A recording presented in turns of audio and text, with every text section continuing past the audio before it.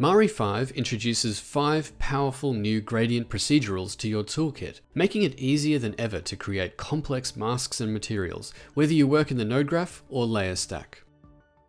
The first of these exciting new gradients is the camera distance gradient, which calculates a gradient based on the angle of a designated projector. If we create a projector that aligns with our object at a 90-degree angle, we can see that our gradient is overlaid on our object at the same angle. Multiple projectors can be created and assigned to this node to create gradients from various angles. Similar to the camera distance gradient, the object distance gradient node calculates a gradient based on the positioning of a designated locator. Creating or assigning a locator to this node produces a gradient that is dependent on the proximity of the locator to our mesh, giving you full control over the position of your gradient.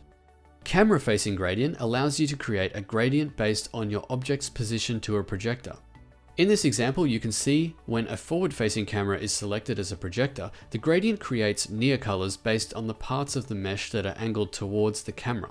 Conversely, the far colors are assigned to parts of the mesh that are angled away from the projector.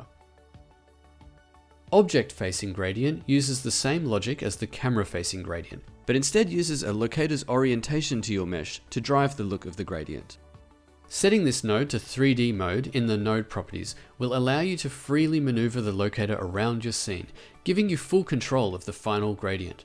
Alternatively, setting the mode to a planar option will produce a gradient on the X, Y, or Z axis for your object. Finally, the 2-point gradient node allows locators to be put to full effect by calculating the distance between two locators. Simply create and assign locators to your gradient colors, then position the locators to control the look of your gradient. Each node has inputs that can be driven by other nodes, such as a paint node to provide near and far colors, and individual blend thresholds between colors can be tweaked in the node properties. We hope you enjoyed this video, and happy painting!